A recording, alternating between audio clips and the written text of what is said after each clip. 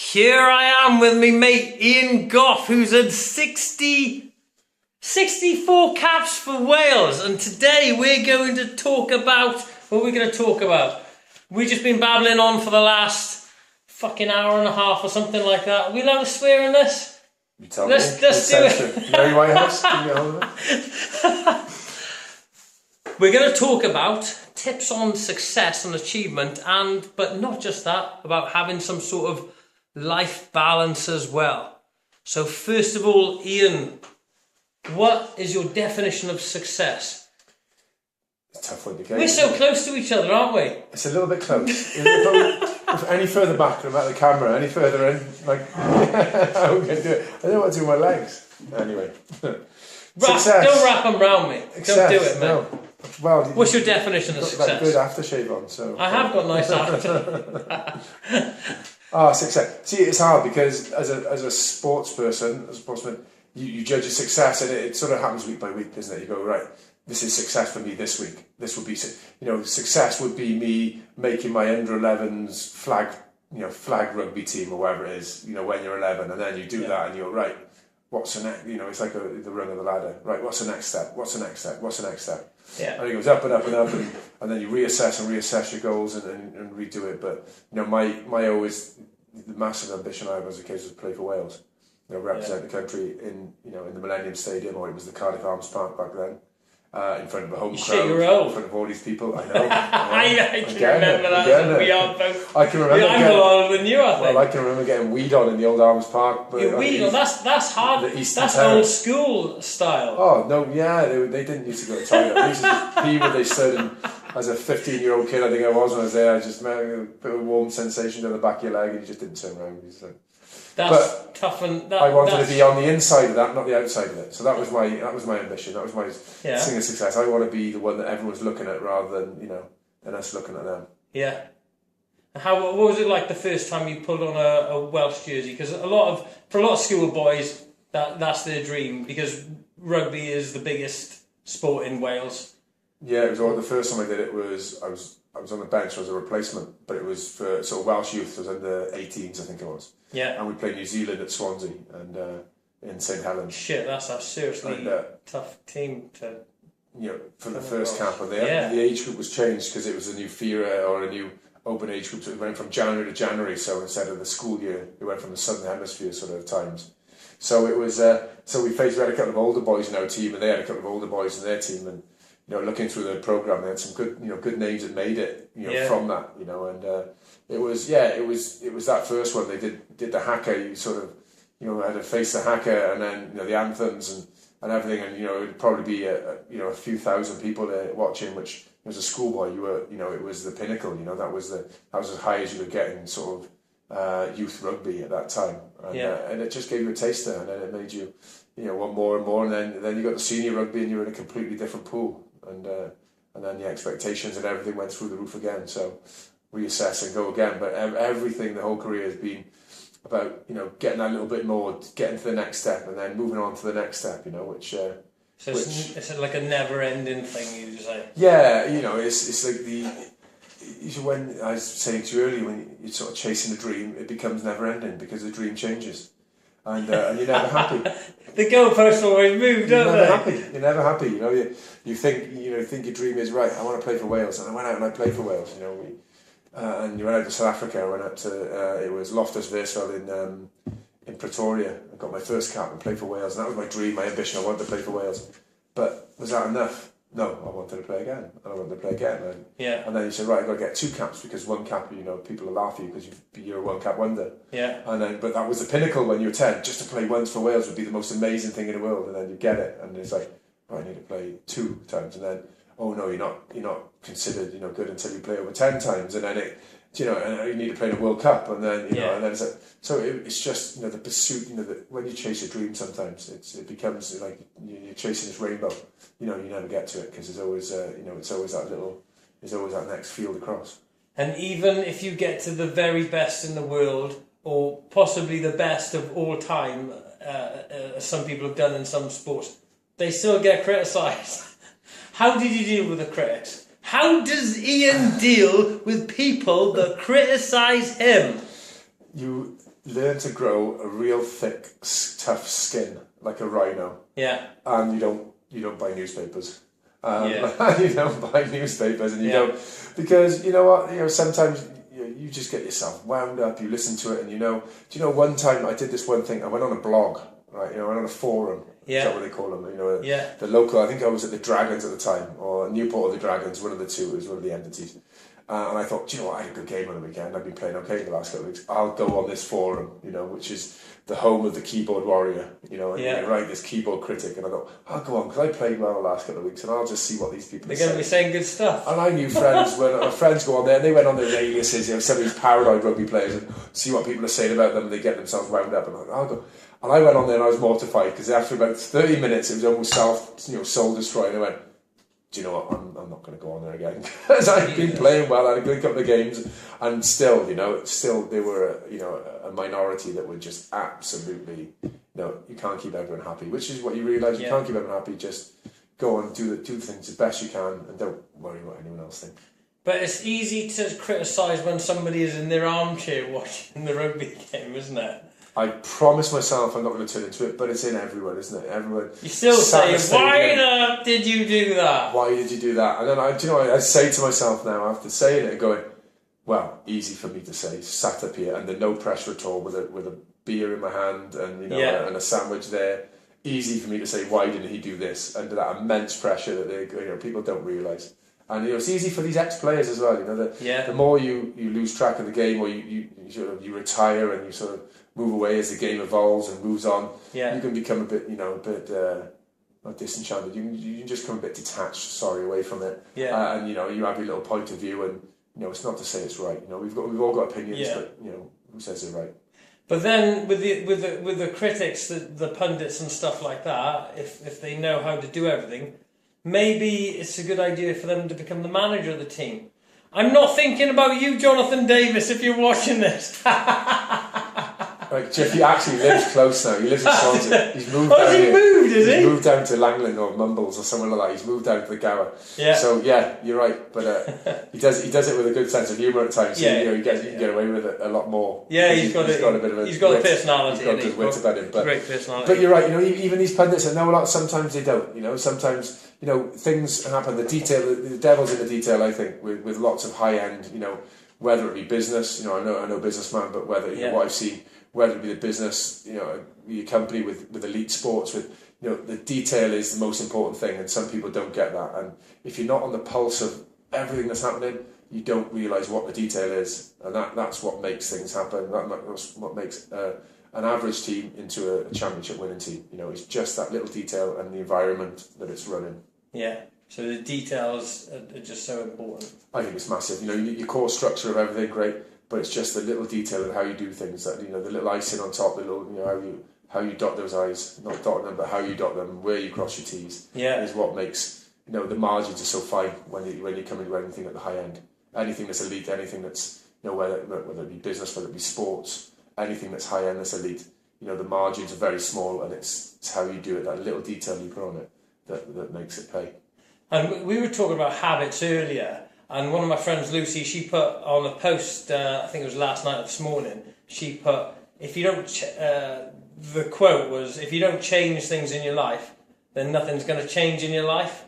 So we were also talking about habits as well. When you're doing things once or twice, like we were saying about fitness, it's harder to get into the habit, isn't it? But when you're doing it every day, how important are habits, and how important is it to do them consistently? Well, it sort of defines you, because you're right. When it's funny, people go on, healthy eating, for an example, healthy eating, and then after a week they've lost the pound, and they go, I've only lost a pound, sod it, I'm going to go buy a Chinese now, because I've done really well this week, I've worked really hard.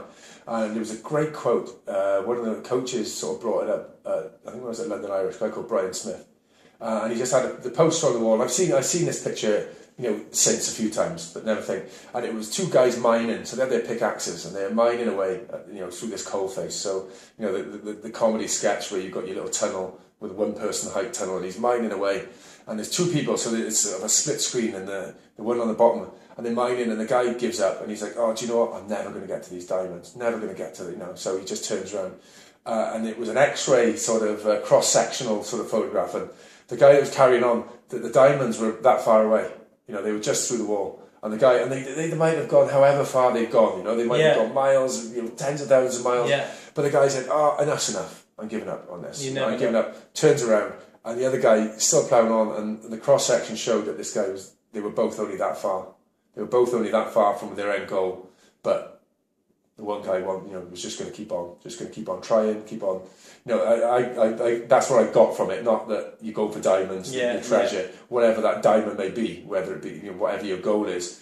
You know, it's just about putting effort in, keep trying, and just having the intention is great, because everything starts with intention. You know, the guy that designed the Eiffel Tower, you know, the guy that was something random, suddenly woke up one morning and goes, right, do you know what? I've got this idea in my head. I'm this big statue, or I'm going to put this big sort of monument, this big, and you know, I'm going to do this. And I did a drawing, and did this drawing, and then all of a sudden, years later, this is what happens. Every sort of great thing starts with an idea and an intention. And do you know what his name was? I don't. Eiffel. I know my history, people. I know my history. David Eiffel, was he from Harvard West? He was from Harvard West, actually. Yeah. But it was Eiffel. It was Eiffel. Oh. It was truth. See, I don't give you any of you wrong facts out there. I don't do it. How important is it to associate with the right people? I think it's important, but I think it's more important that you are the right person yourself. Because, you know, shit, that's deep. If you're the person, then the other people associate with you, and you're making them better. So by association with you doing the right thing and being as moral as you can and being a good person, then I think that's all you can do. You know, and sometimes the people out there that you might think are a bit angry, but we all go through our little personal traumas. We all have our little issues. We all fight our own little demons, and under the surface you can sort of judge someone for something, but you don't realise what he's been through to get to that point. Yeah. So sometimes being that person that can help him and turn someone around, and then you don't realise the good that they can have in them. So. Associate with the right people, great, but I think it's more important that you're the right. You become that right person, and everyone else can be near that right person and help themselves sort of be better, basically. That's like Gandhi said, "Be the change you want to see in the world," sort of thing. Brilliant. It was actually one of the guys. It rang true, and Michael Owen, captain the Lions, captain Wales, retired a few years ago, a bit younger than me. He came through Pontypridd than me. Yeah. Finished off at Saracens before he had a bad injury, and they were reading a book on the Welsh bus. I think it was in Australia in the World Cup 2003, maybe. I didn't make this, and I'm chatting to him about it, and he had this book, Chicken Soup for the Soul, right? So probably Jack Canfield, Mark Victor Hanson, Chicken Soup for the Soul. Yeah. He came to the question, how would you change the world? And this is the one thing that stuck true with him, and he relayed it to me. I've not read the book, and he relayed it to me, and it stayed with me 12 years later, after he told me. And how do we change the world? What do we do? Do we go out and do these remarkable things? And how do we change the world? We need to get all these people, and it's just sort of one person and one good action at a time. That's what he come back with. It rang true. You do one good thing, you start the trend. One person starts it, someone sees him doing something, he starts it, she starts it. One good intention, one good action, one good thing at a time. One person at a time, you do the things right, and you start doing it right, someone else does it right, and change the world, one piece at a time. And I thought, it rang true. I remembered it 12 years on, and it was only from a silly little book that they read on the way. They would read a little short story on the way to a game. And certain things, when you look at it from a different perspective and actually take stock, then they're pretty true, and they're pretty good bits of advice.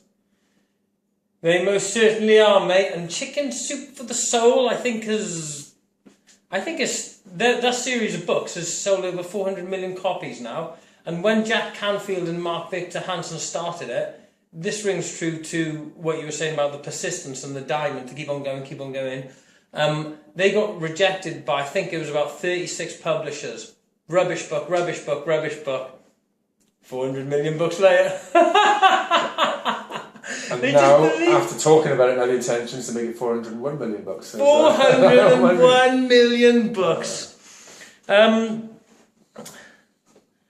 What do do you watch telly? What do you watch? What do you feed your mind with? What goes into that mind of yours? See, I'm quite easily pleased there. I'm sort of a bit of a movie buff. I just enjoy it. I can watch movies over and over. I'll just watch the same movie again and again. Sometimes if I'm into it, I've got the intention. I want to read more. I want to do that. And in your busy life, you have these busy lives, and everyone has these busy lives. And I haven't got enough time. I haven't got time. But sometimes it's a matter of, again, like the intention of eating healthy, of whatever the goal is, walking from one end to the other, walking up whatever, instead of, it's just having that intention. And if you really want to do something, you'll make the time to do it.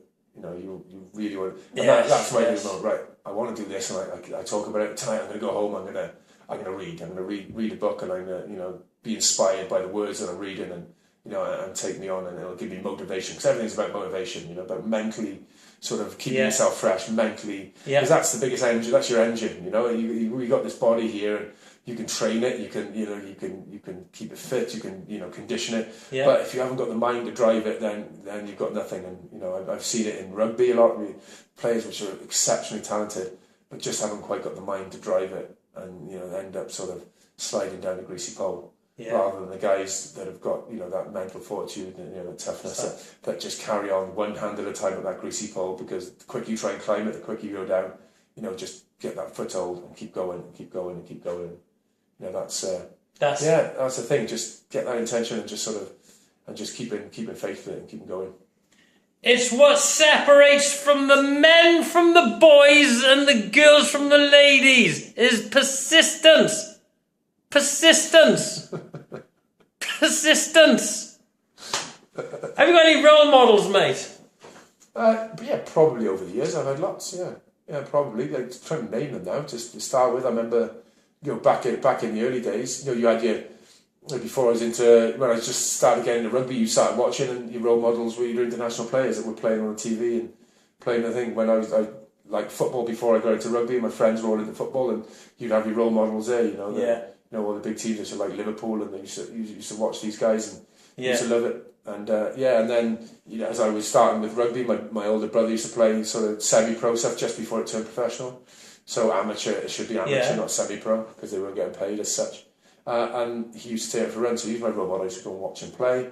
I used to train with him. I do that, and he was, I wanted to keep up with him. And then when I started beating him on runs, and he would take me to the weights gym and make sure he beat me in the weights gym. But, you carry on. So I think anyone that's doing good things can be your role model. It's like you can take inspiration from lots of people.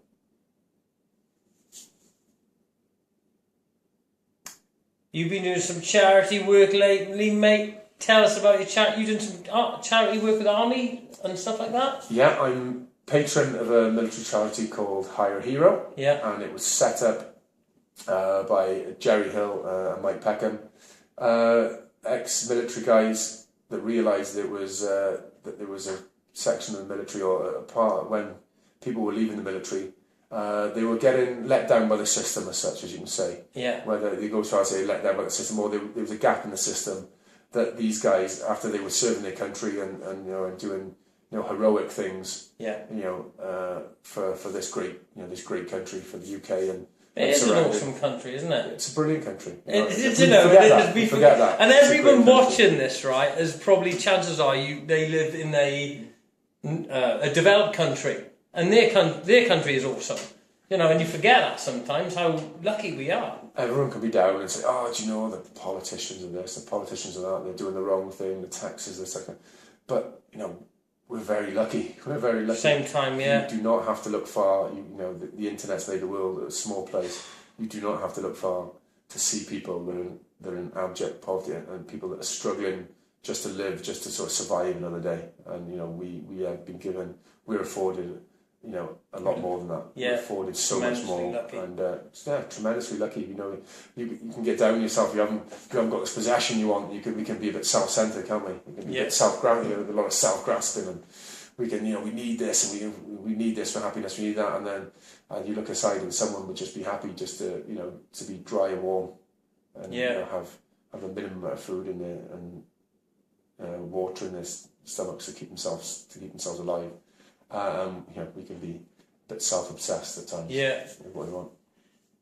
And it's funny because so many people look at sort of being successful as either it's how well known you are or how much money you've gotten, but beyond any of that is sort of, we were talking loads about this earlier, about your happiness and just being happy with who you are, and do you know what I mean? What would you say is like one of the keys to happiness? Yeah, that's the thing, people worry so much about their reputation and say money they've got, and it doesn't, if you look at it from a different perspective, it doesn't actually sort of, it doesn't matter. It doesn't, you can see plenty of guys that are rich that are, really depressed, really not happy. You can, some people with the best reputation, they got this amazing reputation, and something is said about them and they're so, so upset and so put down because someone said something about their reputation, and, it sort of doesn't really matter, does it? It takes a while to learn that, mind. As you're growing up, you want this. You want the big house, the big car, the big. You want the whole dream. You want the dream, but it's you find out as sort of life goes on that sort of it's not as hard as it seems. The sort of the tree. And it's you ask the scholars. What is happiness? What's the true cause of happiness? And it's the eternal question, but it's it's an internal factor. Happiness. It's nothing external. Nothing externally can really give you true happiness. If food was the key to happiness, you'd say food, eating, I love this, good food's the key to happiness, but then you eat too much and you feel sick and you get ill. And hot chocolate fudge cake is my key to happiness. And after eating 3 tons of hot chocolate fudge cake, and you can't get off your settee because you're 42 stone and you feel sick and your skin has got, exactly, you're unhappy. So, I think the true, as you sort of look at things, the true cause of happiness is probably helping others. And helping others, and everyone's got it within themselves to make, have an effect on someone else's life. So, I think, and the good feeling that you get, to help other people, the good feeling you get when you realise you've helped someone unashamedly, without wanting anything back. For whatever, monetary or gift or anything, is, that will probably give you a warmer feeling than lots of stuff you can buy and get bored of within 20 minutes. You got a book coming out? I have. Tell us about your book. It's coming out. my autobiography. Which is coming out in October. It's coming out at the end of October. And it's called A Goughy, A Tough Lock to Crack. Which I had help with the title. I asked a few people. Now I had my ideas for a title. I had a couple of good ideas, and I brainstormed it. I said, right, and then someone, I think my father came back and said this, and he'd been chatting with someone as well, and we liked it. And I spoke to the guy that was, that I was, that was writing it with, and was giving me some, was helping me out, and I went, do you know what? I actually quite like that, better than the title I had. I thought that's, it rang true with a few things, and it's good. It's an autobiography. It's a nice light read. It's not, I hope it's, lots of, banter, lots of fun things that I've done over the years, and what I've enjoyed about a really long career from the start of professionalism. I went professional in 95, 96. I was out in Canada at the time playing amateurly for a team in Toronto, and came back into this, the birth of professional rugby, and all the sort of, everything that it went from, from there, where everyone just threw money at it to start with without realising exactly, what it was all about. And I come through some fun times. So I've come through just the end of amateurism into sort of early professionalism, into where the game has gone now, as I've just retired in May. And it's, I hope I think it's a story worth telling, and it'll be a nice little read for someone to go, and I'll have it there, and I made me chuckle when I read it back. I'm looking forward to reading it, mate. I hope so. Definitely. And and if you don't like it, then there's wobbly tables that need filling, and there's firewood in the wood burners coming up winter. There's lots of things. If you're short of toilet paper, it's got multi-uses. Exactly. And just some of the stuff you're doing now, because we started going to the Toastmasters meeting together, and we did a talk the other day, didn't we?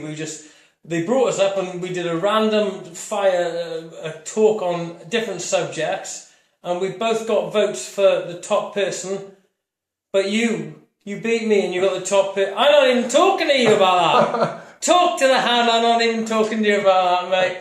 So, and you got a certificate for it. I took a certificate. I just want to get a frame. This was my first cap jersey. Do you know what public speaking has given me nightmares? It's given me absolute nightmares. And I've I've taken things to calm me down before doing it, and I get really hot and bothered when I play rugby. I sweat lots, and I get hot and a bit clammy, and I'm just unsure of myself, and it's taken a big effort and intention to sort of, I'm not saying I'm brilliant at it and I'm good at it, but just to sort of persevere with it and have a go. So it's something that I'm completely out of my comfort zone with. So I think I just got lucky with the question, if I'm honest, because it was for people that weren't there, it was a quick fire question. Someone wrote 12 questions, and 12 of us got up one by one, and he gave us a question just as we got up. We had to speak about it, and I was probably a bit lucky with how I sort of struggled with it. But what was your question? What is it like to be 6'5"? Yeah. That was his question. Can you believe it? Is it true what they say about big feet? Yeah. Do you know what? You got all the votes because you're so flipping big. They were piled on. They were scared of me. They were scared of me. What I did, I went and took their dinner money beforehand. I went, if you don't vote for me, I'm going to be really upset. Exactly. I could see the fear on their face, mate, and I could see the votes going in. Ian Gough, it has been an absolute honour and a pleasure, my friend.